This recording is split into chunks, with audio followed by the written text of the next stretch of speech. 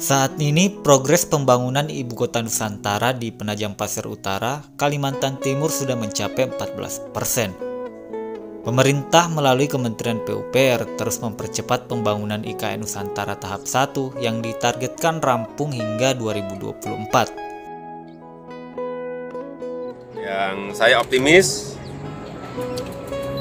tahun depan bulan Agustus insya Allah sudah bisa upacara di Adapun proyek yang sedang digarap mencakup pengerjaan infrastruktur dasar. Rinciannya terdiri dari air minum, sanitasi, jalan, gedung, kantor hingga perumahan. Sementara itu di luar kawasan inti pusat pemerintahan, pemerintah sedang membangun jalan tol 3 ruas sepanjang 20 km. Sebagai informasi, KIPP seluas 6.600 hektar pembangunannya difokuskan di kawasan 1A yang bakal dibangun istana negara, kantor-kantor, hingga jalan yang membentuk kawasan tersebut. Kantor tersebut berupa Bappenas, Kementerian Keuangan, Kementerian PUPR, dan kementerian lainnya. Sedangkan untuk progres hunian pekerja terdiri dari 22 tower. Untuk tenaga ahli dan tenaga terampil, bangunan dilengkapi dengan masjid, kantin, kantor, klinik, toko, dan lainnya. Menurut Danis, 22 tower ini menyediakan 3.300 tempat tidur yang bisa menampung hampir 16.000 orang.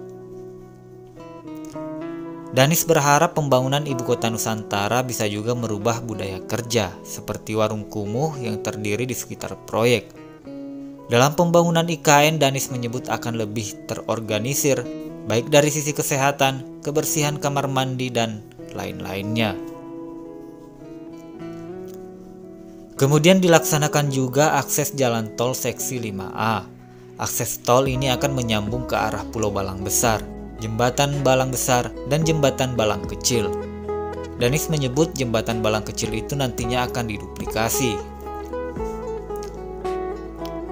Sebelumnya, proyek Ibu Kota Nusantara ini banyak yang meragukan.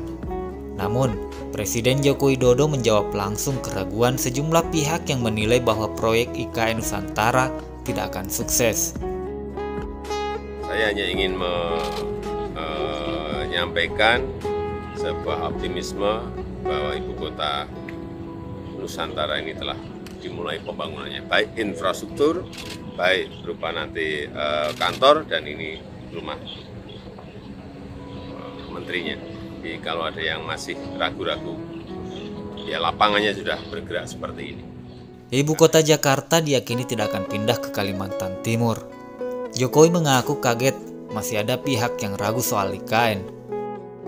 Mantan wali kota Solo ini menegaskan bahwa pembangunan IKN terus berlangsung dengan pekerjaan fisik yang terus berjalan.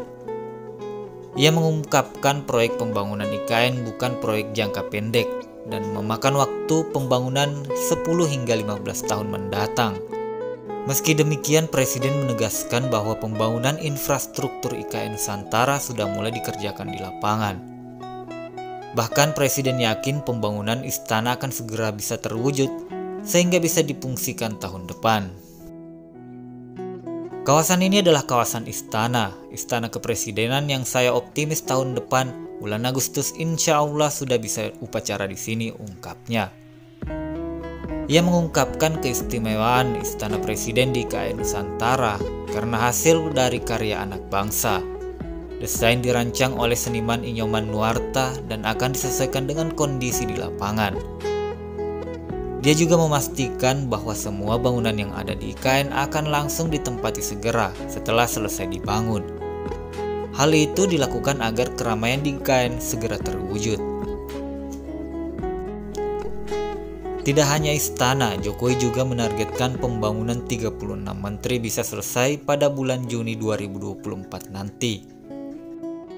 Bahkan pemerintah sudah memastikan bahwa jumlah PNS akan diangkut ke IKN Nusantara, terutama PNS yang berusia muda.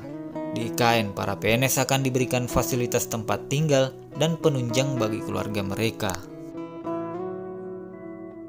Menurut Menteri Perencanaan Pembangunan Nasional atau Kepala Bappenas, Suharso Monoarfa mengungkapkan rencana pemindahan ASN ke Ibu Kota Nusantara yang akan dibantu pemerintah. Suharso memastikan bahwa biaya pemindahan akan ditanggung pemerintah, bahkan pemerintah akan menanggung biaya anak hingga pembantu rumah tangganya. Selain itu, Suharso mengatakan terdapat sejumlah komponen yang akan dibiayai oleh pemerintah, baik itu ASN, TNI, dan Polri yang pindah ke IKN. Komponen yang dibiayai tersebut meliputi uang harian selama proses pemindahan, biaya pengepakan dan biaya angkutan barang, biaya transportasi dan biaya tunggu atau biaya penginapan transit di Balikpapan. Tidak hanya itu, ASN, TNI, dan Polri akan diberi tunjangan kemahalan, biaya pindah sesuai dengan aturan yang berlaku, dan flexible facility arrangement yang disesuaikan dengan kebutuhan tiap ASN. Suharso menjelaskan bahwa pemerintah akan menyediakan hunian di IKN bagi ASN. Semua pemindahan mereka diatur oleh pemerintah. Terdapat 16.990 personil yang akan pindah. Personil ini akan ditempatkan di 211 tower apartemen dengan kapasitas 11.619 unit. Hunian atau fasilitas rumah dinas ada di kawasan inti pusat pemerintahan.